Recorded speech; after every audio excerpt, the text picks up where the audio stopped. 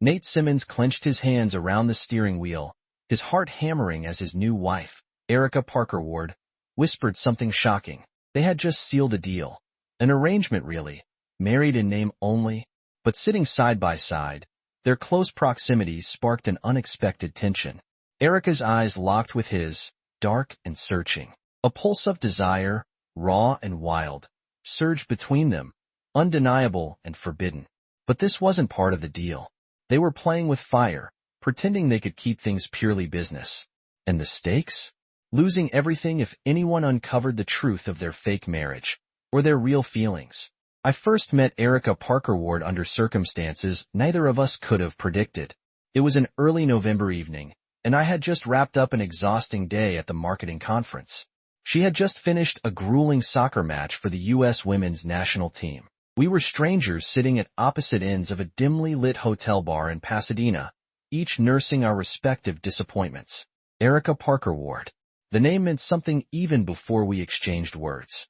I'd followed her career for years, admired her athleticism and her fierce determination on the field. She was a soccer legend, someone who inspired girls across the world. And there she was, golden brown hair tumbling around her tired but striking face, hunched over a tonic and lime. She had the kind of beauty that stunned you, not because she was classically perfect but because she exuded confidence, even when clearly exhausted. Her chocolate eyes seemed weighed down with secrets and struggles she wouldn't share with just anyone. At 31, she carried the weight of the world in those deep eyes. Her body, muscular and fit, belied the pain she was privately battling, rheumatoid arthritis. She hadn't even told her moms. And me? I'm Nate Simmons, 33, co-founder and chief communications officer of 16E, a tech and video game company. By most people's standards, I'd made it big. Millions of dollars, a company that was starting to make waves in clean energy, and 3 best friends who helped build it with me. But life wasn't without problems. My grandmother, the woman who raised me after my parents' death, was on her deathbed. Her last wish? To see me settled, married, and living right, as she put it. The encounter should have been brief. "Hey, great game today," I said, unable to resist. Her eyes flared with surprise and, I'd like to think, a little intrigue. We talked and talked. That casual conversation evolved into shared laughter over greasy diner nachos. What should have been a one-night interaction kept sparking more. Neither of us had time for relationships. Erica was focused on the upcoming Women's World Cup, her health issues eating away at her strength. I was buried in my work, my mind constantly racing with deadlines and decisions. And yet, there was this chemistry. Things took a turn when she mentioned her financial struggles. Endorsements were drying up, and her medical treatments were draining her savings. For me, it clicked painfully. I'd exaggerated to my Oma about having a girlfriend, just to ease her mind. A business marriage, I suggested. She could be on my health insurance, and I'd be the dutiful husband my grandmother could finally relax about. Erica had laughed at the ridiculousness of it. Marry you? After one meal? But the desperation was real. A few days later, she showed up at my door, her gaze steady, her voice firm. Let's get married. It was purely transactional. I knew that, even as I signed the marriage license. But a tiny, traitorous part of me wondered, could there be more to this than the paperwork? We stood side by side in front of the judge at a simple courthouse wedding, both of us dressed in jeans and sweaters. I had to hand it to Erica. She was strong and determined, but also a bit reckless. The whole thing felt surreal, like one of those dreams where everything moves too fast. She laughed nervously as we exchanged rings, a faint blush dusting her tan cheeks. I'd planned for this moment, yet her husky laughter twisted something inside me, a sensation I'd long since stopped expecting. The judge asked for the kiss to seal our vows. It was supposed to be a simple, friendly kiss, a moment to sell our fake marriage for anyone watching. But the moment our lips touched, a spark ignited. Her mouth was warm, soft but firm, and I tasted her surprise when she kissed me back with more heat than either of us anticipated. My fingers brushed her cheek, feeling the tension in her jaw, the way her whole body had frozen with that kiss. I pulled away, breathless, trying to ignore the way she made my pulse race. Her eyes met mine, wide and confused. We left the courthouse married. No big reception, no grand celebration, just the two of us navigating the complications of our new reality. Erica's bags were already packed for her move to Milwaukee, where she played for the Wolfpack. It was convenient, but also a risk. Living together, even in our separate rooms, meant lines could blur easily. My house on Lake Michigan was a sprawling, modern structure with floor-to-ceiling windows overlooking the waves. I'd built a life of luxury, far removed from the humble beginnings I had with my grandmother. Erica seemed both impressed and uncomfortable as we walked through the door for the first time. Her athletic duffel bags looked out of place in the pristine, minimalist living room, but she was here now, a permanent fixture in my world. For the time being, anyway. You can decorate however you want, I told her, showing her the guest suite that would be hers. This was my grandmother's room before she moved into assisted living. We can paint, get you new furniture, whatever makes you feel more at home. My tone was casual, but I was acutely aware of the way she looked around, her expression hardening with determination. It struck me then, the resilience she wore like armor. Our routine wasn't exactly normal. Erica had intense soccer training sessions and team meetings, while I was swallowed by endless calls and PR responsibilities. We barely had time to see each other, but when we did, there was always that crackle of tension, something neither of us acknowledged. Our marriage was strictly business. I'd made that clear, and she'd agreed. It wasn't easy. There were rules, unspoken and binding. For one, we never shared personal stories unless they were necessary to our cover. We presented ourselves as a loving couple to our colleagues, friends, and social media, but behind closed doors, we stuck to our own paths. Even so, it was impossible not to notice things about her. The way she whispered softly in Spanish on phone calls with her moms, the way her hair smelled like citrus shampoo, or the way she chewed her bottom lip when she was thinking too hard. The deeper we delved into this arrangement, the harder it became to draw the line. She was a mess of contradictions. Strong but vulnerable, warm but distant. She fascinated me, which was dangerous. There was a night, 2 weeks into our marriage, when we sat by the fireplace, wrapped in separate blankets, drinking whiskey from heavy crystal glasses. Erica had a far-off look, her eyes reflecting the flames. "Have you ever wanted something so badly," she murmured, her voice raw, "that it hurts?" I wasn't sure if she was talking about soccer, or her health, or something else entirely. My stomach clenched, the urge to reach out and take her hand overwhelming. Instead, I settled for a quiet, "Yeah, I know that feeling." She turned her head, studying me. Her gaze made me feel naked, exposed in a way I wasn't prepared for. We never touched on topics that felt too real, too raw. But her voice broke the fragile truce we had with our own pasts. "What about your grandmother?" she asked. "What does she think of us?" I hesitated, surprised she was asking. My grandmother had been ecstatic when I told her I was married. She'd cried tears of joy, clasping my hands with a strength that belied her frail condition. The lie had made me feel like the world's biggest asshole, but I would do anything for Oma, even marry a stranger. "She's happy," I admitted. "But she doesn't know the truth." Erica looked down at her whiskey, swirling the amber liquid. "I hate lying to my moms," she confessed. "They'd be heartbroken if they knew how bad things are." That was the first time she cracked the door to her real struggles. I knew her finances were in shambles, that she was supporting her mother's bakery in Minneapolis and paying out of pocket for a specialist, but she rarely shared more than that. Her walls were high and sturdy, and I respected them. Hell, I had my own walls.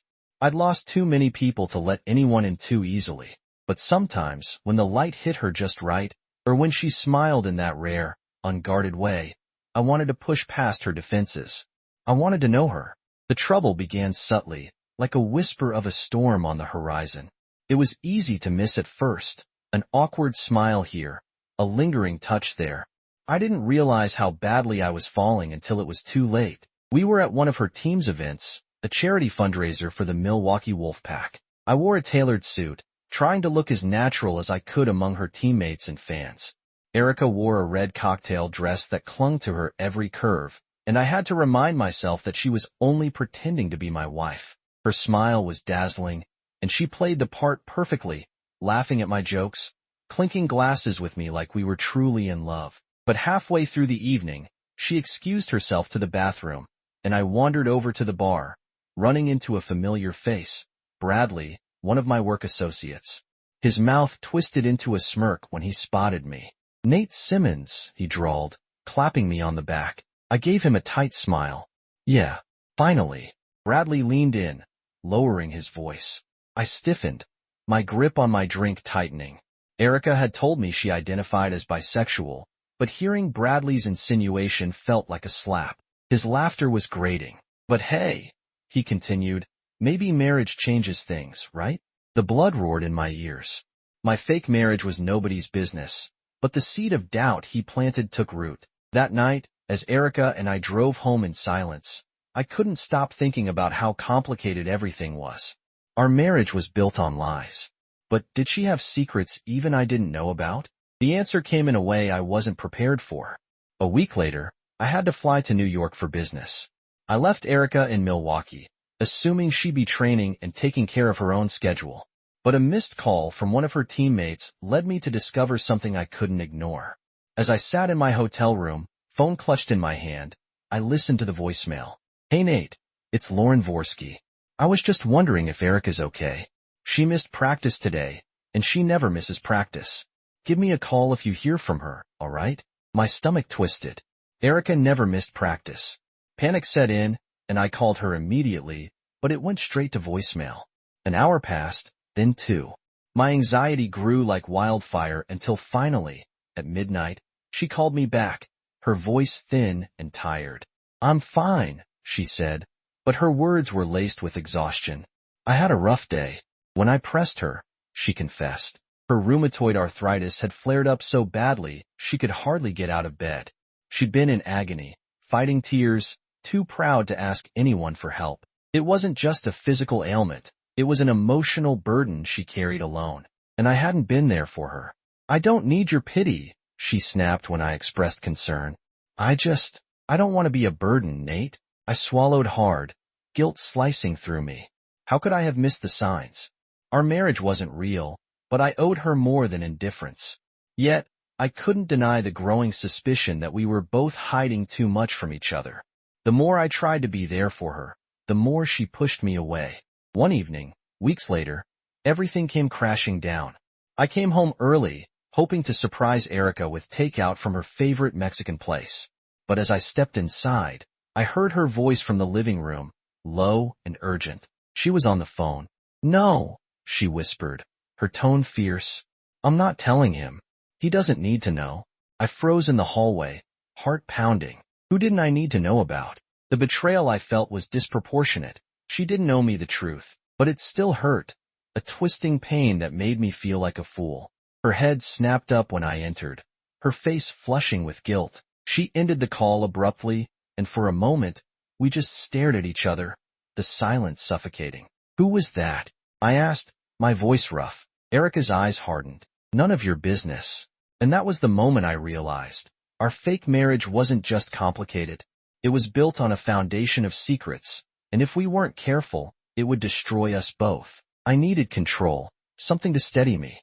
In my world, at 16E, I wielded influence. I was used to solving problems, negotiating multimillion-dollar deals, and making things happen. But here I was, helpless in a marriage I couldn't quite understand, tied to a woman I was beginning to feel too much for. Then came the day everything shifted.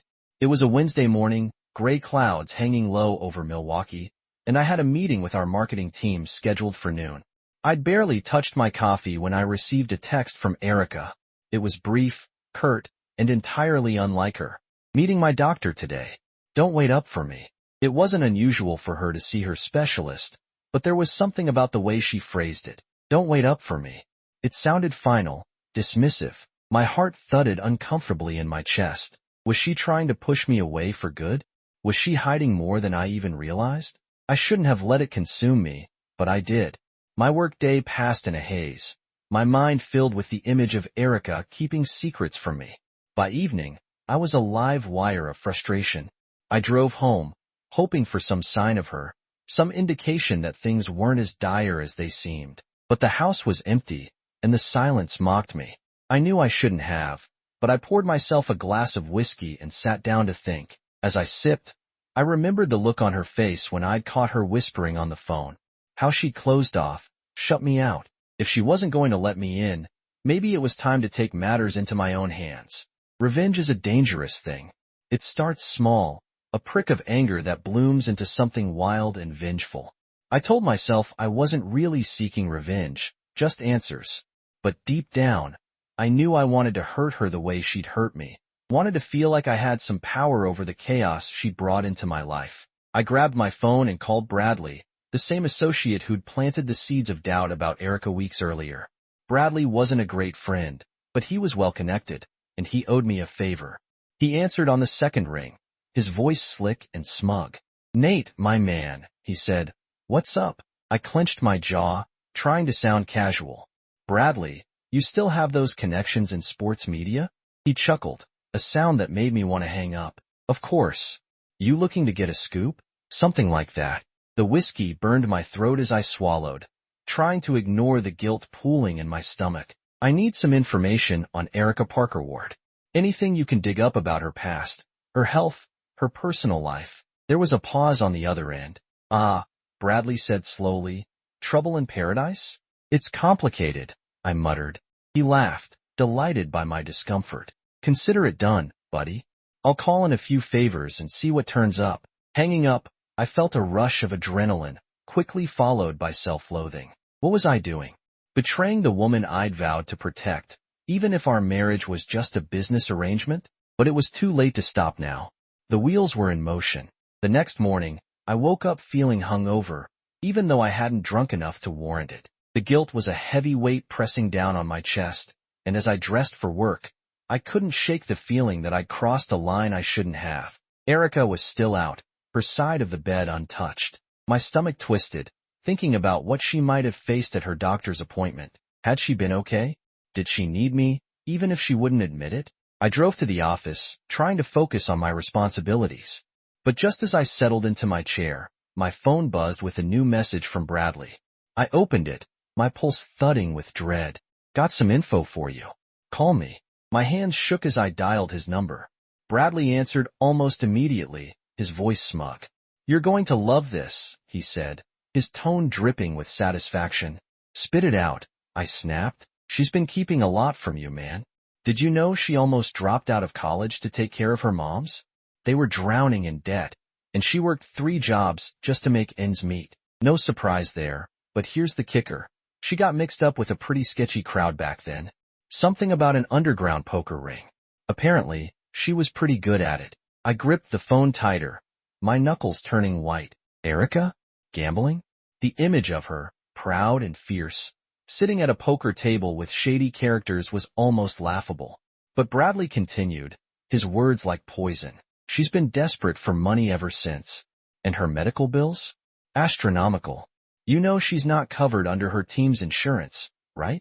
She's been paying out of pocket for experimental treatments. Makes sense she'd marry you, huh? A quick way to get on your health plan." My head spun. Erica hadn't just married me for convenience. She'd been running from something, hiding deeper secrets than I ever imagined. I thanked Bradley, my voice sounding hollow, and ended the call. That evening, I waited for her to come home. I paced the living room, my anger and confusion bubbling over. When Erica finally walked through the door, she looked exhausted, her face pale and drawn. But my sympathy had been eclipsed by betrayal. "We need to talk," I said, my voice tight. She paused, her keys halfway to the bowl by the door. "Can it wait?" she asked tiredly. "No," I said, the words slicing through the air like a blade. "It can't." Her shoulders stiffened, and she turned to face me, her eyes narrowing. "What's this about?" I swallowed hard, the accusations tumbling out before I could stop them. "Why didn't you tell me about the poker ring? Or the fact that you almost dropped out of college? And what about your medical bills?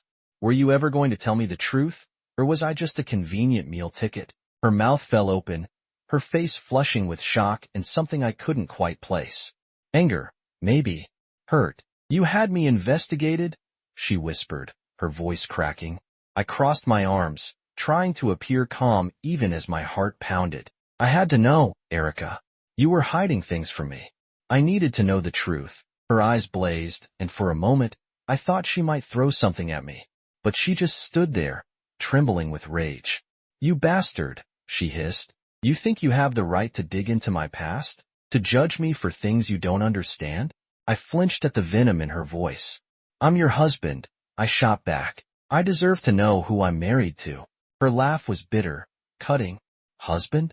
Is that what you think you are?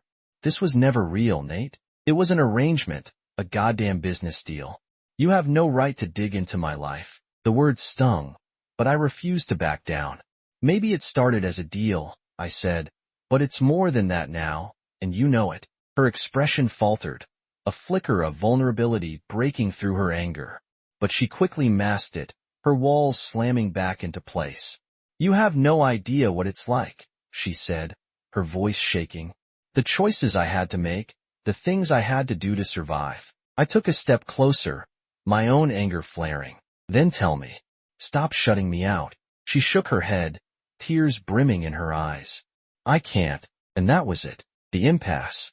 The moment I realized that no matter how much I wanted to help her, she would never let me in. She was too proud, too stubborn, too used to fighting her battles alone. My hands dropped to my sides, defeat settling over me. "Then maybe this was a mistake," I said quietly, the words tasting like ash. Erica's eyes widened, but she said nothing. She turned and walked away, her footsteps echoing through the house like a death knell. The door to her suite slammed shut, and I was left standing in the wreckage of what should have been a partnership, a marriage. A lie we'd both clung to, now unraveling before my eyes.